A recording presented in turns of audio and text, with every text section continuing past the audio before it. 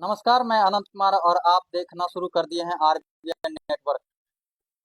बहुत दिनों के बाद आज हम लाइव आए हैं और यहाँ की जो समस्या है, गोपालपुर विधानसभा क्षेत्र की जो समस्या है, इस समस्या को धरातल पे लाने के लिए, लोगों को दिखाने के लिए आज हम जुड़े हैं जिप सदस्य विपिन मंडल युवा नेता से। सबसे पहले मैं विपिन मंडल से ये कहना चाहूंगा कि आपका स्वागत है आरबीएन नेटवर्क न्यूज चैनल में।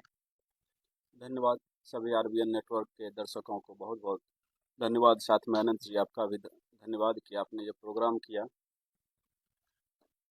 विपिन मंडल जी, हमारे गोपालपुर विधानसभा क्षेत्र में प्रत्येक साल बाढ़ की समस्या आती है और तकरीबन लाखों की आबादी जो है इस बाढ़ के चपेट में आ जाती है। इसका सॉल्यूशन क्या है, समाधान किस प्रकार से निकाला जाए?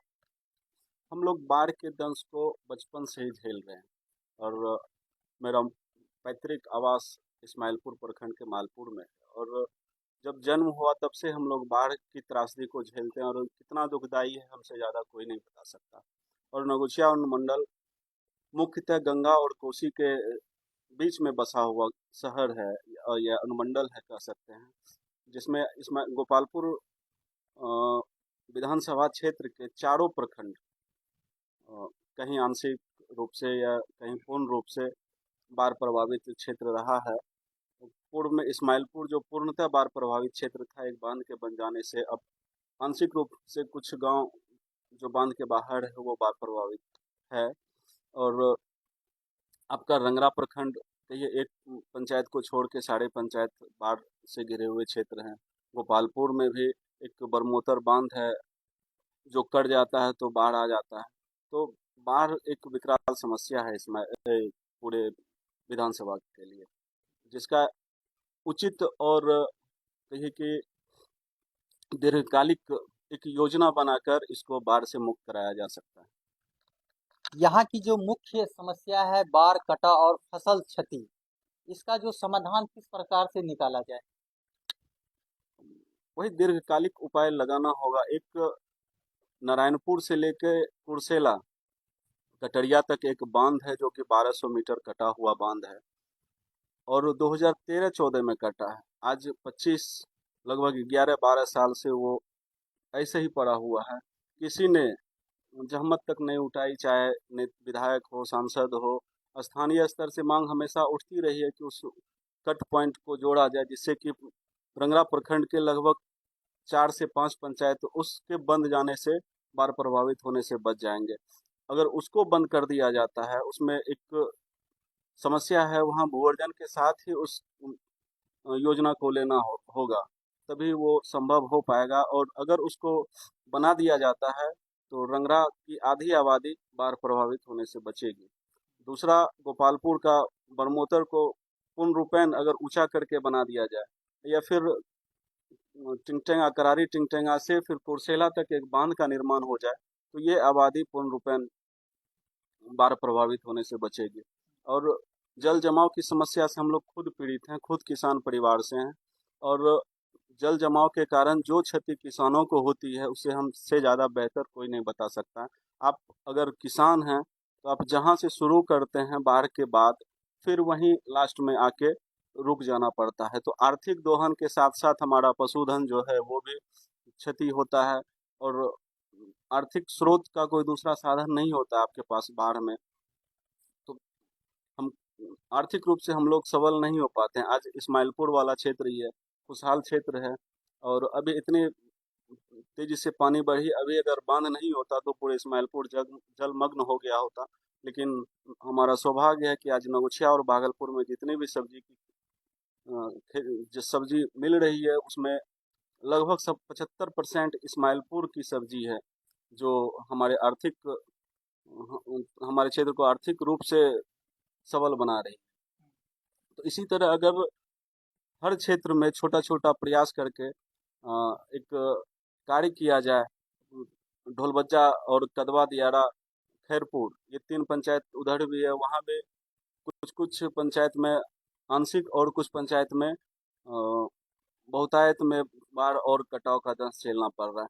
तो हर क्षेत्र में कुछ ना कुछ कार्य की ज़रूरत है, जो कि ना तो सांसद के द्वारा उठाया जा रहा है, ना विधायक के द्वारा उठाया जा रहा है। अगर इसको कराया जाता तो ये आज दुर्गति नहीं होती। हर समय भय का माहौल बना रहता है हमारे क्षेत्र में, कब बाढ़ आ जाएगा, कब किधर बांध टूट जाएगा। तो ये समस्या है, और इसमें एक सोच के साथ अगर काम किया जाए तो बाढ़ से मुक्ति मिल सकता है हम लोग।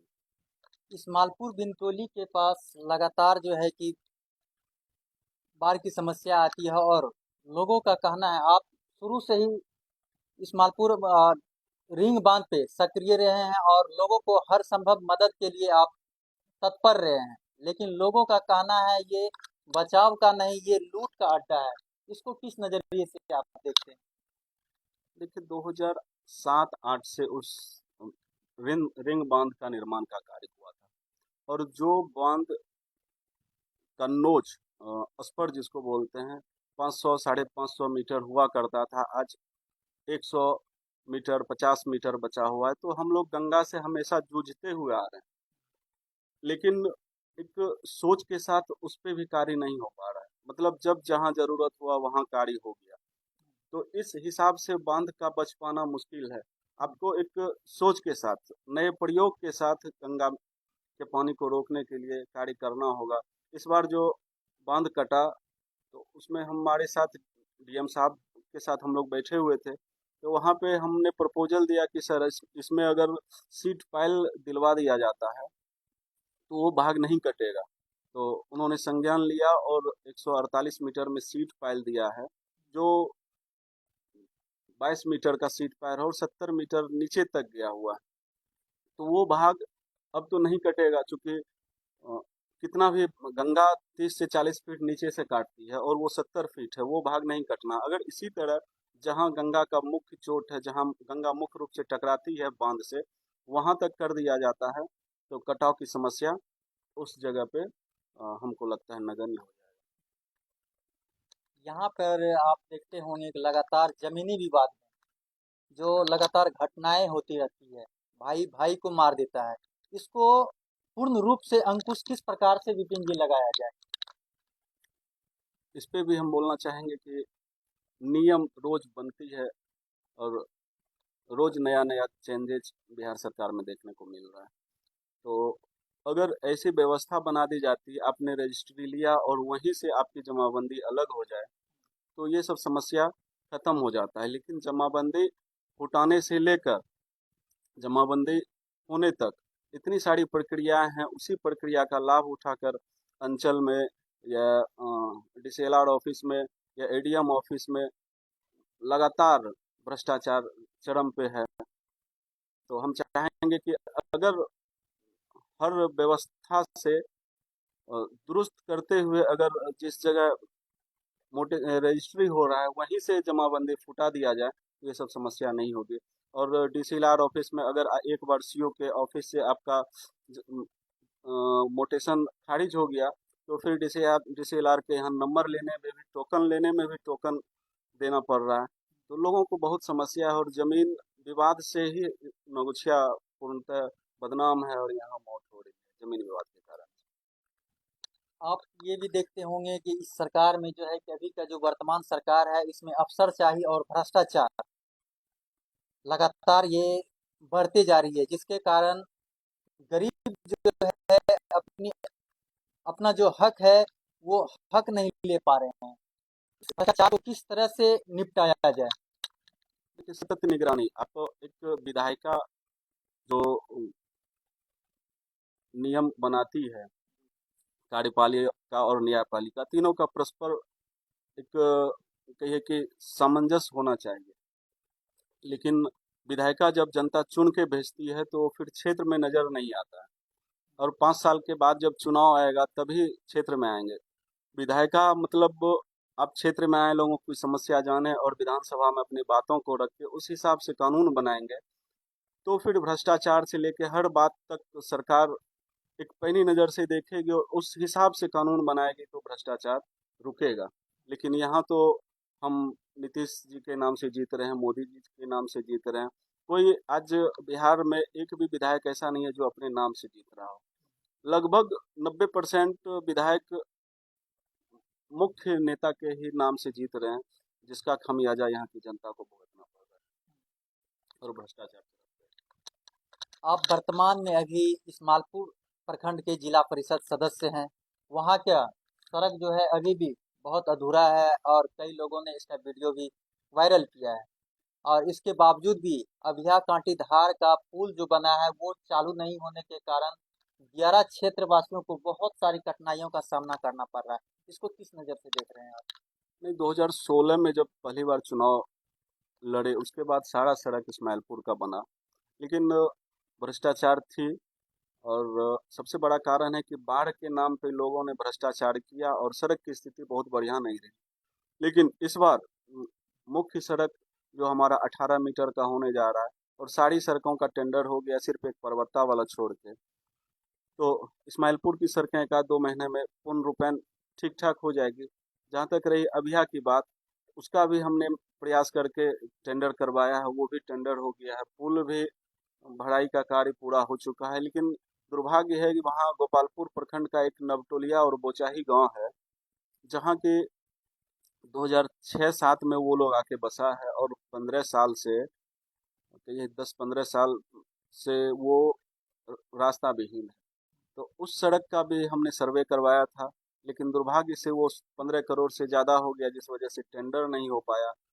और ये प्रयासरत हैं कि वो भी सड़क हो जाए, जिससे कि आवागमन पूर्णतः उन गांवों का भी, वहाँ की आबादी करीब 3000 है, जो दुर्भाग्यपूर्ण है हमारे क्षेत्र के लिए, हमारे विधानसभा के लिए कि उस गांव को सड़क नहीं मिला है। लेकिन प्रयास है कि वो उसमें भी बहुत जल्द हम लोग उसको मेन कनेक्टिविटी से जुड़वाने का प्रयास करेंगे। आप एक युवा नेता हैं और युवा नेता होने के कारण यहाँ के युवा जो है शिक्षित और अशिक्षित दोनों जो है बेरोजगार है। किस प्रकार से गोपालपुर विधानसभा क्षेत्र में ऐसा कौन सा उद्योग लगाया जाए जो शिक्षित और अशिक्षित दोनों युवाओं को स्वरोजगार मिल सके? आप जाह्नवी चौक से जब 14 नंबर रोड पकड़ेंगे तो साहू पर्वता के बाद 10 फीट चौड़ा PWD सड़क है, जो कि दुर्भाग्यपूर्ण है। और सब्जी की खेती हो, केला की खेती हो, लोग ट्रक नहीं लगा पाते हैं, छोटी छोटी गाड़ियों में लेके अपना सामान या अपनी फसल को बाहर भेज पा रहे हैं। तो अगर आप किसानों को संसाधन नहीं देंगे तो वहाँ वो कहाँ से लाभ कमा पाएंगे? बीच में बिचौलिए उसका फायदा उठा रहे हैं। तो हम सबसे पहला चीज़ है कि संसाधन दें, तभी हमारा क्षेत्र आगे बढ़ेगा। हमने एक उदाहरण दिया था इस्माइलपुर का। आज लगभग 70% आबादी नकदी फसल जो सब्जी है, यहाँ तक कि केला भी लग रहा है। पशुपालन में भी अभी आज के समय में होता क्या था कि जानवर का चेहरा सूख जाता था और दूध 5 किलो से 1 किलो हो जाता था। लेकिन आज के डेट में अगर 5 किलो दूध था तो वो 7 किलो दूध हो जा रहा है, क्योंकि बारिश के समय में घास बहुत ज़्यादा हो जा रहा है, पशु चारा का कोई अभाव नहीं होता है और नेचुरल तरीके से जानवर पशु चारा करती है, तो दूध भी बढ़ रहा है, गुणवत्तापूर्ण दूध भी मिल रहा है और लोगों को पैसा भी आ रहा है। तो इसी तरह सोच के साथ अगर पूरे विधानसभा का एक रोड मैप तैयार करके बांध वगैरह बना दिया जाए, सड़क की चौड़ाई बढ़ा दी जाए। आप 14 नंबर ले लीजिए, बिहपुर से जो करारी टिंटेंगा तक गया है, उसकी भी चौड़ाई डबल लेन में होनी चाहिए। अगर डबल लेन हो जाती, लोगों को रोजगार का अवसर घर में ही मिलेगा। लेकिन सिंगल लेन है, लोग गाड़ी भी नहीं लगा सकते हैं, या फिर मकई उपजा रहे हैं तो NH पे लाके लोग बेच रहे हैं, तो ट्रांसपोर्टेशन में ही खर्चा लोगों का हो रहा है। तो हम खर्च को कैसे कम करें, संसाधन को कैसे उनके घर तक पहुंचाएं, ये सोचना सबसे बड़ी बात होगी। तो आगामी चुनाव विधानसभा का आगामी चुनाव है और चुनाव को मद्देनजर रखते हुए आप इस चुनाव की तैयारी भी कर रहे हैं। तो किस प्रकार से लोग आपसे उम्मीद करेंगे कि क्या आप अगर चुनाव की तैयारी कर रहे हैं और यहाँ की जनता क्या आपसे उम्मीद करेंगे? क्या आप जीतने के बाद यहाँ की जो मूलभूत समस्याएं हैं बाढ़ का और कटाव का, ये सब समस्याएं क्या दूर हो जाएगी? सबसे पहला चीज़ है प्रयास होना चाहिए। अगर आप सार्थक प्रयास करते हैं तो सब समस्या खत्म हो जाएगा। अब नवगछिया मक्का आधारित क्षेत्र हुआ करता है, तो मक्का के लिए कुछ प्रोसेसिंग यूनिट वगैरह लग जाए। लीची उत्पादन केंद्र है, एक लीची उत्पादन का एक हब है हमारा नवगछिया। तो यहाँ से ट्रांसपोर्ट और दूसरे जगह ले जाने के लिए या फिर शीतगृह का बहुतायत व्यवस्था हो जाए। आम का हमारा क्षेत्र है, तो हमारे यहाँ सोर्सेस की कमी नहीं है। बस ज़रूरत है कि उसको बढ़ावा देने की, किस तरह से हम उनको आगे बढ़ाने का कार्य करते हैं। अगर आगे बढ़ाने का कार्य करेंगे तो हमारे किसान ही सबल होंगे, हमारे क्षेत्र की जनता ही सबल होगी। ज़रूरत है तो सबको सबल करने की।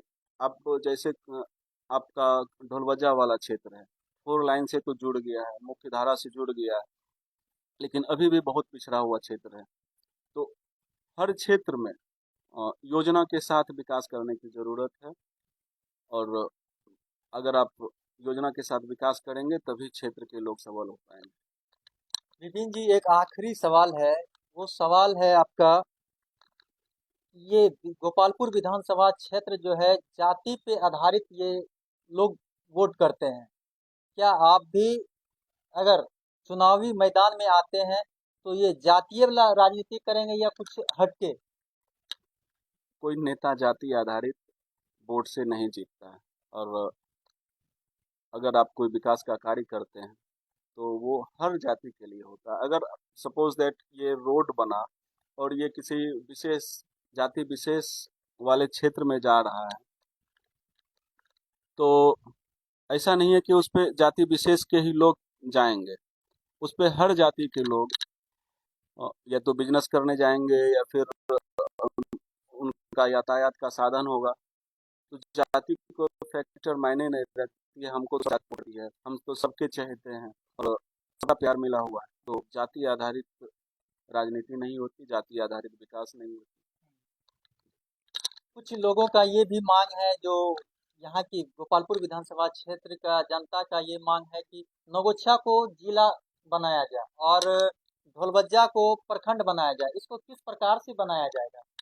देखिए, जो भी योजनाएं आ रही है भागलपुर में है, मांग तो उचित है। अब मोदी आ गए, नीतीश जी आ गए, जो भी योजना दी है भागलपुर वाले एरिया में ही दी है। हमारे क्षेत्र में नगोछिया में कोई योजना नहीं दी है।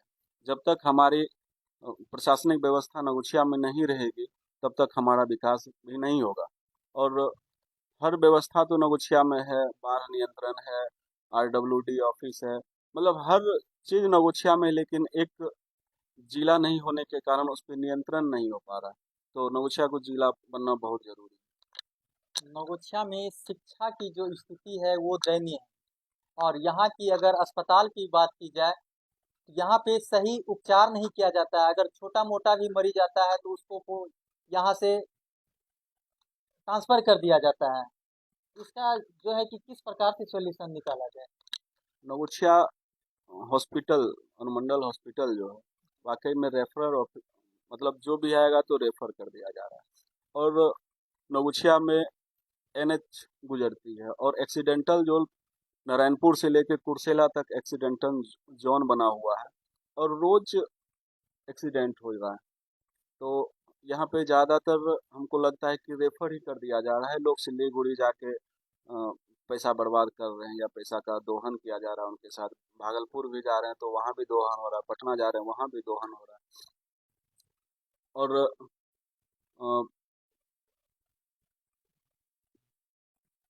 हर जगह पैसे का दोहन हो रहा है।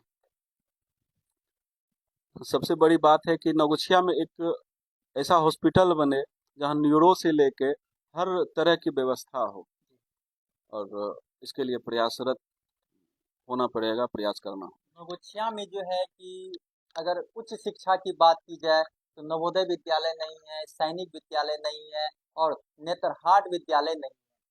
क्या आप जो है कि आगामी विधानसभा के चुनाव के मद्देनजर रखते हुए इन मुद्दों पे किस प्रकार से आप काम करेंगे? नवोदय विद्यालय तो है नगरपाड़ा में, नगोछिया में, अनुमंडल में एक है नवोदय विद्यालय, और एक ही रहता है पूरे जिला में। सैनिक स्कूल नहीं है। एक केंद्रीय विद्यालय होना चाहिए। जिस तरीके से गंगा और कोसी के गर्भ में बसा हुआ क्षेत्र है, तो यहाँ तो शिक्षा को बढ़ावा मिलना चाहिए और एक केंद्रीय विद्यालय होना चाहिए।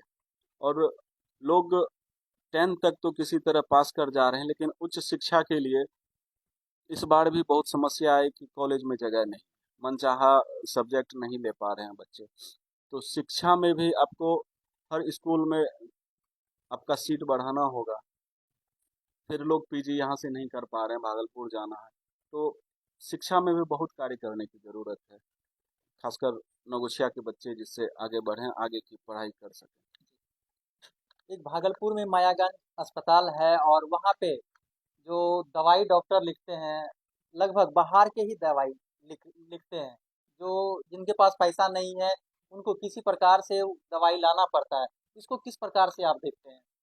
देखिए, चिकित्सा व्यवस्था पूरी तरह बिहार में, खासकर बिहार की बात तो नहीं करूँगा, भागलपुर में पूरी तरह कहिए कि व्यवस्था विहीन है।